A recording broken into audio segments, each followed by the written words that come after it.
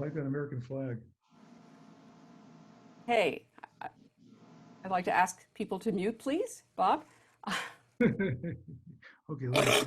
Where's the mute switch? Oh, there it is. I don't know what mute means. Oh. Of course, we could mute him too. All right, Shabbat Shalom, everybody. Good to have everybody here tonight.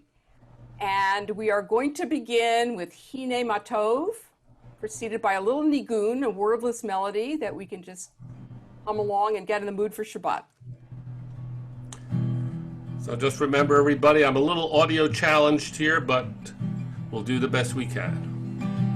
Ya da da ya da da ya da da da da ya da da ya da da ya da da da da ya da da ya da da ya da da ya da da da ya da da da da ya da da da da ya da da ya da da ya da da da da ya da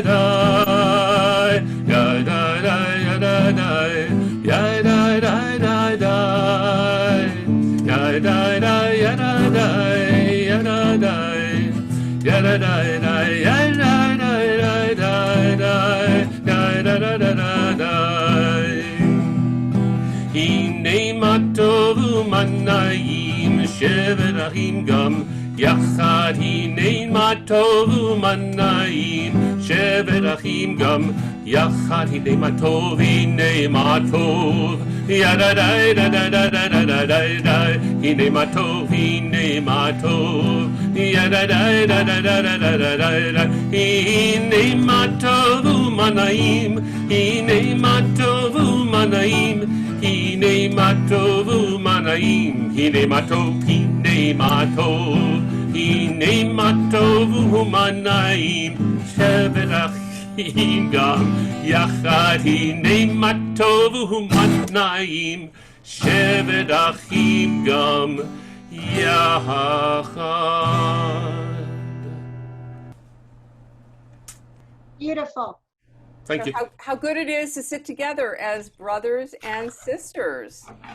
We are now going to light candles, and Marilyn Orens is going to lead us in the blessing. Good job. You have to.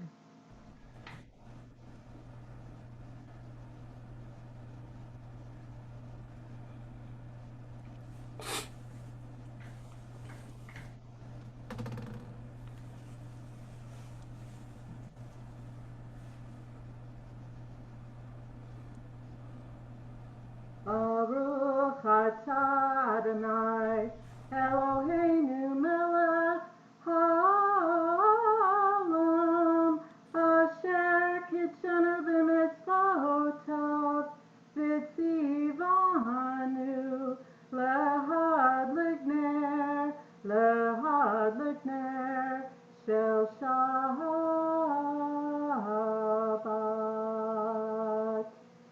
Amen. And Jim is going to lead us in the Kiddush, the blessing over the wine.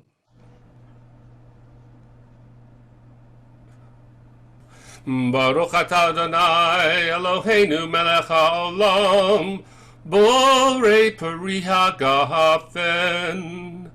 Baruch atah Adonai Eloheinu melech haolam asher kitshanu b'mitzvotav v'ratzavanu. V'shabbat kodsho b'yahava uvratzon hinchilanu zikaron l'maaseh v'reishit ki hu yom techila l'mikra'ei kodesh zecher l'tziat Mitzrayim Kivanu b'chata v'yotanu kidashta mikol ha'amim v'shabbat kodshecha b'yahava uvratzon hinchaltanu Baruch atah Adonai mekadesh HaShabbat. Amen. L'chaim. David, you know what, David? You're going to become a sports director soon because this is what you have to do. Go from this camera to this camera to this camera. It's really challenging. Okay, there you go. Thank you. So I would like to read you a prayer, and this is called Singing from Windows by Bruce Mayer. Inside the dark apartments, lovers wait and wonder if the sun will rise on them or if the streets will fill again with shoppers, vendors, delivery trucks, the shrill sing-song of school children. So by a lover's moonlight, in defiance of isolation that would silence any heart, someone opened their window and sang.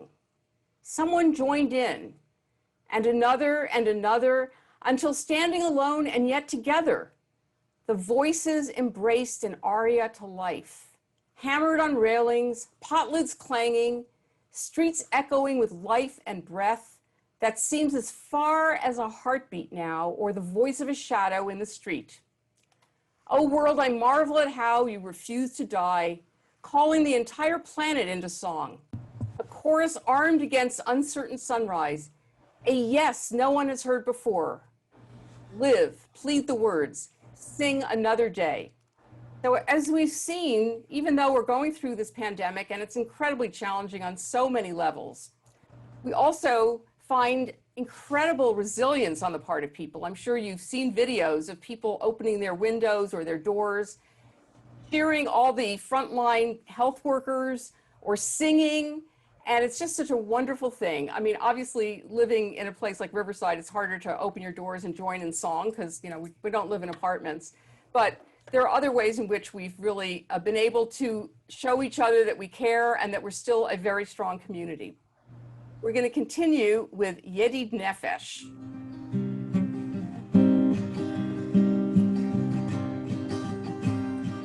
Yedi nefeshav harachaman, Yedi nefeshav harachaman, Mishoka bicha, El dironecha, Mishoka bicha, Ya la la la la la, El ritzolcha. ירוץ אביך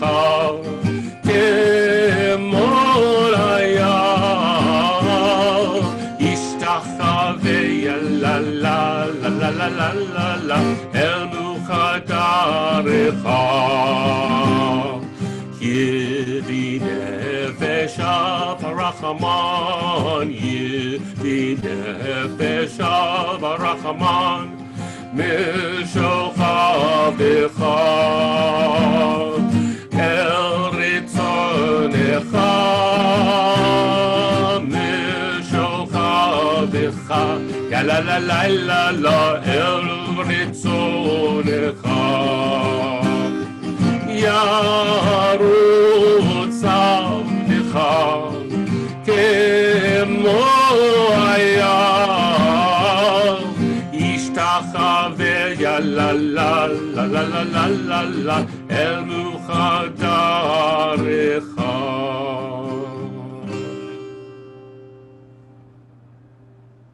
And we continue with the Chatzi Kaddish.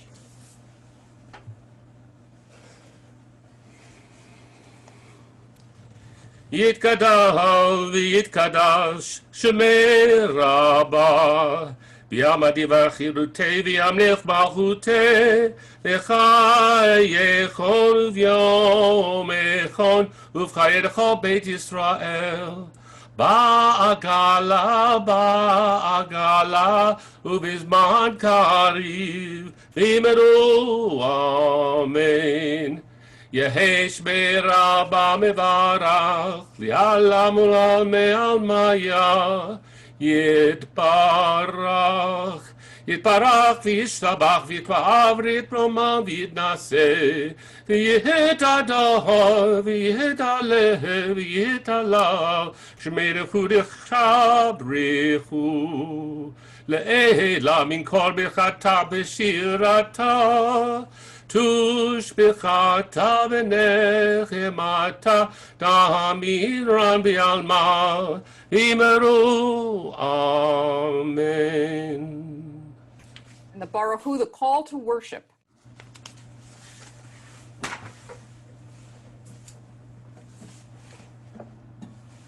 As we transition here. This is actually the formal beginning of the service. Everything else is a warm-up to get to this moment. Just got to get to Able and willing to pray.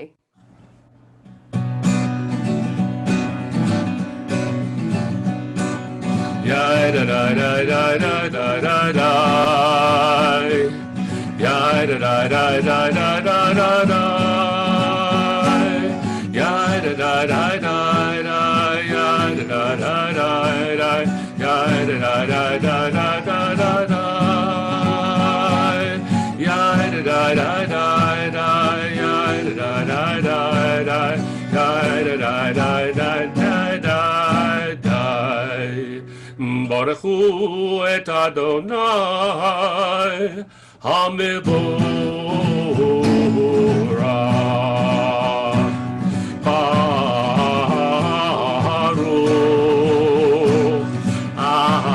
Adonai HaMevorach HaMevorach Le'olam va'ed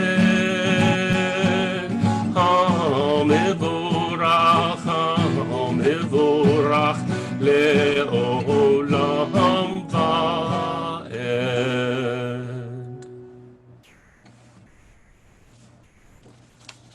Before we recite the Shema, we recite two blessings. The first blessing is a blessing of creation, where we acknowledge that God has created the world, and therefore that our lives all have purpose and meaning.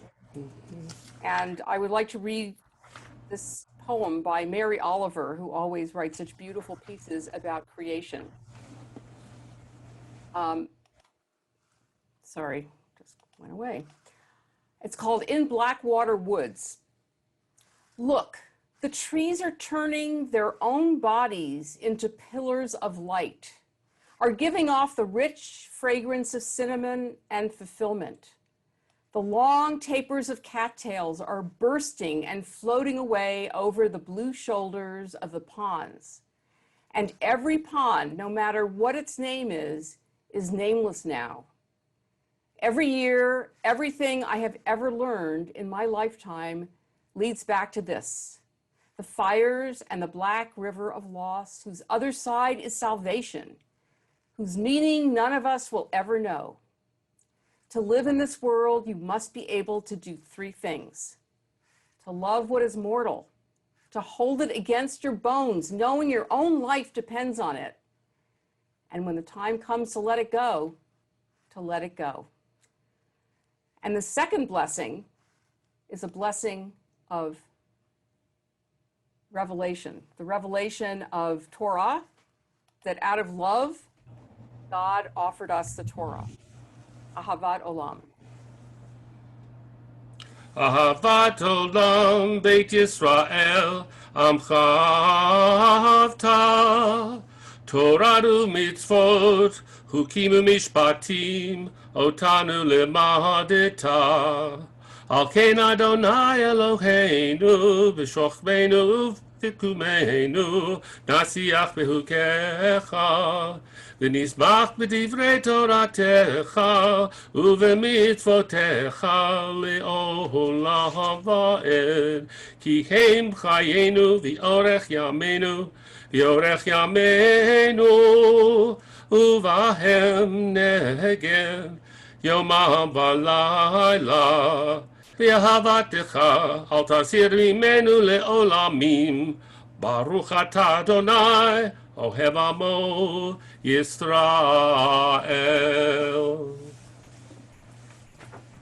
And we join in the Shema, the statement of God's oneness.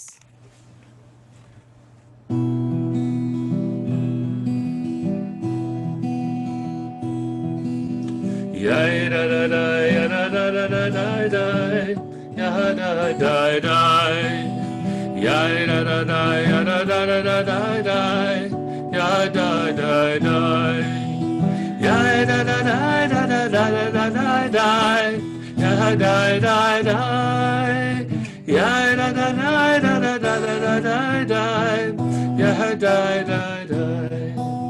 Shema Yisrael Adonai Eloheinu Adonai Echad.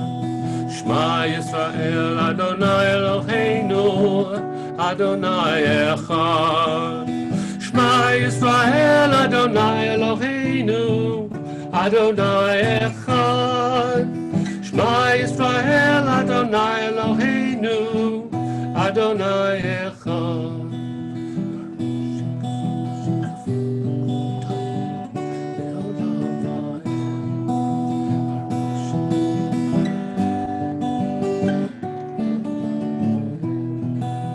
Shema Yisrael Adonai Eloheinu Adonai Echad. Shema Yisrael Adonai Eloheinu Adonai Echad. And we continue with Ve'ahavta. As God loves us, so too are we asked to love God. Is Carolee going to do it tonight? Sure. Carolee, would you like to do the Ve'ahavta? You need to unmute yourself. Carolee? Carolee? I'm getting there. Oh, you're getting there. You're unmuted. Good. Oh, good. Okay. You can hear me? Yes. Okay. Everybody sing with me. V'ahavta et Adonai Elohecha b'chol levavcha u'b'chol nafshecha u'b'chol meodecha v'hayu hadvarim ha'ele asher anochi metzavcha hayom al bavecha v'shinantam levanecha v'dibarta bam v'shivtecha b'veitecha uvlechtecha v'derech uv'shochpecha uv'kumecha uv'kshartam leot al yadecha v'hayu letotafot beinenecha uchtavtam al mezuzot beitecha uvisharecha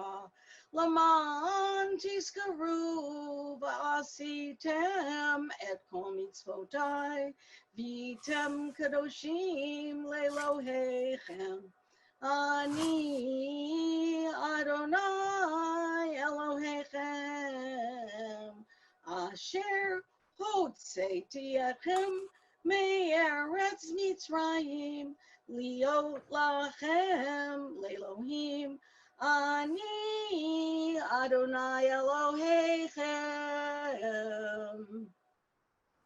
Thank you, Carolee. Pleasure. I've got a piece to read before we do the Milchamocha. For those of us who live at the shoreline, standing upon the constant edges of decision, crucial and alone. For those of us who cannot indulge the passing dreams of choice, who love in doorways coming and going and the hours between dawns, looking inward and outward, at once before and after, seeking a now that can breed futures, like bread in our children's mouths, so their dreams will not reflect the death of ours. For those of us who were imprinted with fear, like a faint line in the center of our foreheads, learning to be afraid with our mother's milk. For this, by this weapon, this illusion of some safety to be found, the heavy-footed hoped to silence us.